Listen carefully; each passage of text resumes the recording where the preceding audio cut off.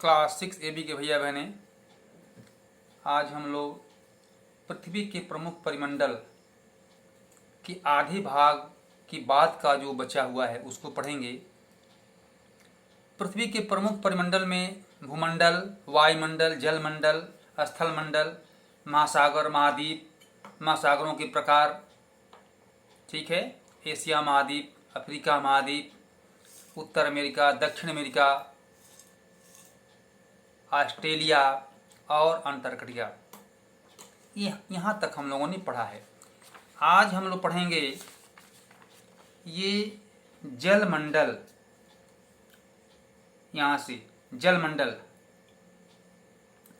जलमंडल के बारे में हम समझते हैं कि हमारे जो देश में अनेक प्रकार के नदियां हैं, ये सबका जल जो है कहाँ जाता है, बताएंगे? चलिए आप बताइए। ये जाता है कहाँ? महासागर में, ठीक है। तो महासागरों का जल जो है लवण युक्त होता है और कुछ महासागरों का जल अलवणीय होता है, जहाँ से नमक भी प्राप्त होता है। अब ये पृथ्वी पर जलमंडल का एक घेरा, जो अधिकाधिक भाग पृथ्वी पर हमारा क्या है, जल है। इसलिए पृथ्वी क्या देखती है ऊपर से। आप अभी छोटे नदियों में जाएंगे, आप देखेंगे दूर से, अभी यहीं स्थल की बात कर रहा हूँ, तो वह पृथ्वी जो है उस पर जल क्या दिखाई पड़ता है, नीला दिखाई पड़ता है। दूर से आप देखते हैं, हवाई यान पर आप यात्रा करें और देखें तो पृथ्वी पर एक तो हरा भरा वृक्ष दिखाई पड़ता है, घर और मकान, बिल्डिंग बहुत कम दिखाई पड़ता है, ज़्यादा जल और वृक्ष दिखाई पड़ते हैं। इस प्रकार से ऊपर से देखने के बाद वो नीला दिखाई पड़ती है पृथ्वी हमारी। तो लेकिन सत्य ये बात है कि पृथ्वी पर 71% भाग जल है और 29% भाग में शेष चीज़ें हैं। जलमंडल में जल के सभी रूप उपस्थित हैं, ठोस, द्रव, गैस, ठीक है। पृथ्वी पर पाए जाने वाले जल का 97% से अधिक भाग महासागरों में पाया जाता है। अभी देखते हैं कि हमारे जो बड़े बड़े नदियां हैं, इसके जल को हम देखकर कहते हैं कि इतना जल है, परंतु ये भूगोल क्या कह रहा है कि हमारे लगभग 97% भाग महासागरों में है, जो जल का अधिकाधिक भाग। तो इस प्रकार से हम महासागरों के बारे में ये अध्ययन करते हैं। जल हमारा जीवन है। जल से अनेक प्रकार के जो बिजली पैदा करना, जल से संयंत्र चलाना, सिंचाई करना आदि आदि काम हमारा जल से प्राप्त होता है। मानव के उपयोग में यह जल विशेष रूप से महत्वपूर्ण स्थान रखता है। महासागर जलमंडल के मुख्य भाग है। जैसे बताया गया कि जितने जल हैं वो सबका एक निश्चित स्थान वो जो है महासागर है। महासागरों में सभी जल जाता है, इसलिए महासागरों क्या कहा गया? महासागर हमारे गतिशील हैं। देख दिया है ना, महासागर गतिशील रहता है। तरंगे, ज्वार भाटा तथा महासागरीय धाराएं महासागरों के 3 मुख्य गतियां हैं। महासागरों में क्या आता है? ज्वार भाटा आता है, तरंगे आते हैं। इस प्रकार से ये महासागर हैं। महासागर अटलांटिक महासागर, हिंद महासागर, दक्षिणी महासागर, आर्कटिक महासागर, ये सभी हमारे महासागर हैं। महासागरों से प्राप्त अनेक प्रकार के हमारे जो खनिज पदार्थ हैं, जो ये सीप हैं, सोने हैं, चांदी हैं, अनेक प्रकार के द्रव्य, ये हमारे भी उससे प्राप्त होता है। महासागर, हिंद महासागर ही एक ऐसा महासागर है जिसका नाम किसी देश के नाम पर नहीं पड़ा, यानी भारत के नाम पर यह हमारे महासागर का नाम हिंद महासागर पड़ा। जैसे कि हिंद का नाम जो है, हम हिंद, आर्यावर्त, हिंदुस्तान, भारत, है ना, इस पर पड़ा। अब प्रश्न उठता है कि कौन सा महासागर अपने ये देश के नाम पर उसका नाम रखा गया? तो आप उत्तर बताएंगे। दक्षिणी महासागर अंटार्कटिका महाद्वीप को चारों ओर से घेरता है। यह अंटार्कटिका महाद्वीप से उत्तर की ओर 60 अंश दक्षिणी अक्षांश तक फैला हुआ है। जब मैंने पाठ का शुरुआत किया था तो उसमें बताया था कि अंटार्कटिका महाद्वीप को श्वेत महाद्वीप भी कहते हैं। श्वेत अर्थात बर्फ की चादरों से ढका हुआ ये महाद्वीप है। इसमें जीवन नहीं है। वैज्ञानिक और भूगोल शास्त्री अपने साथ जीवनदायिनी जो वायु गैस है उसको लेकर के जाते हैं और शोध करते हैं। वायुमंडल, वायुमंडल को हम देखते हैं कि पृथ्वी पर एक चादरों से घिरा हुआ आवरण के रूप में जो है वायुमंडल है, जो हम वायु को देख नहीं सकते, परंतु वायु वास्तव में सर्वत्र है और हमारी पृथ्वी चारों ओर से गैस की एक परत से घिरी हुई है जिसे हम वायुमंडल कहते हैं।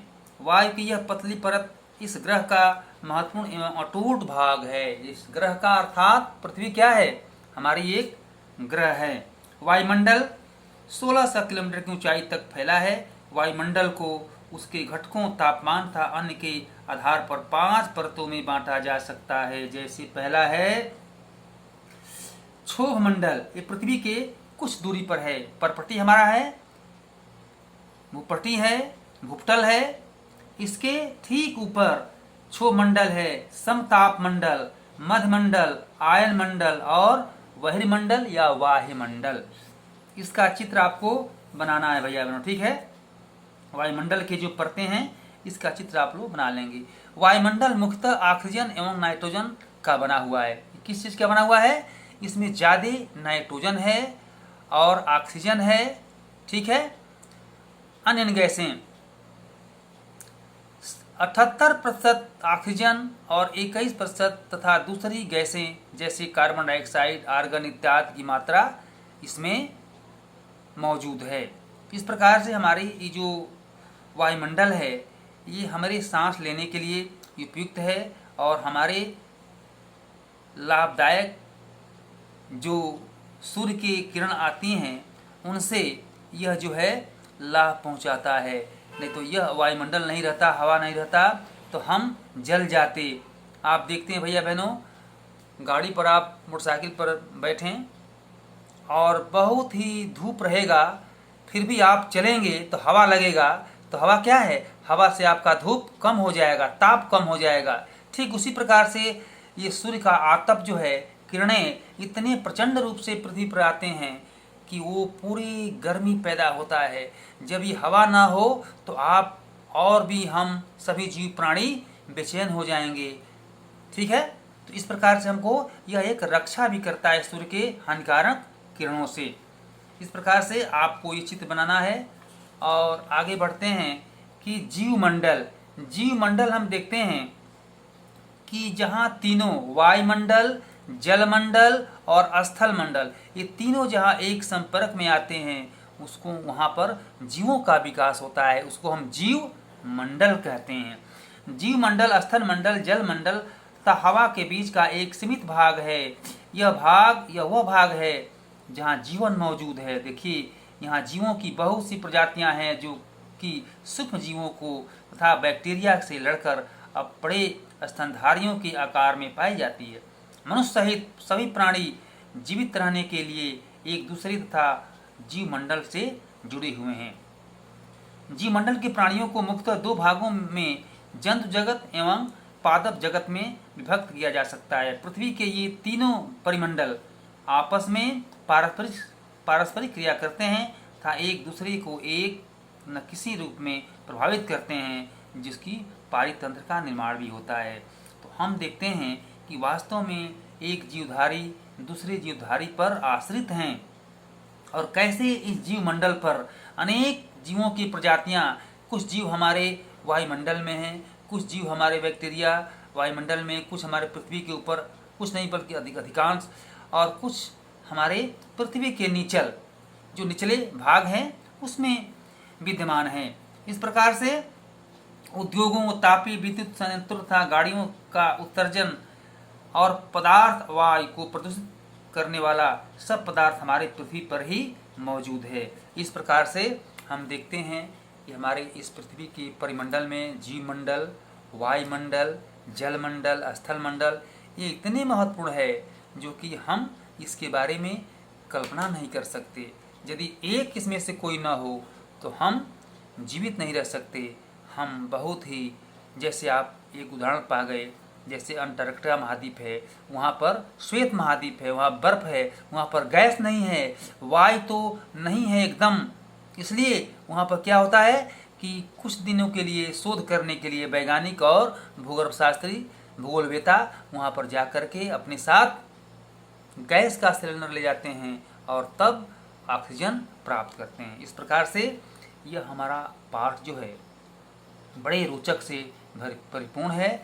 हम इसके चित्र को बनाएंगे, इसको बनाएंगे और इसको भी चित्र बना लेंगे जलमंडल का। और जो जो क्वेश्चन आपको लिखवाया जाएगा तो उत्तर, इसके उत्तर को आप लिखेंगे और भरने वाला इसको हम स्क्रीन करके हम इसको आपको हम दे देंगे, कौन सा सही है कौन सा गलत है, और खाली स्थान को भरने वाला हम आपको ये फ़ोटो खींच करके और सेंड करेंगे। इस प्रकार से आप मन लगाकर पढ़िए और प्रश्नों को याद करिए और जो प्रश्न आपको उत्तर लिखने के लिए दिया जाए उसको आप लिखिए। धन्यवाद।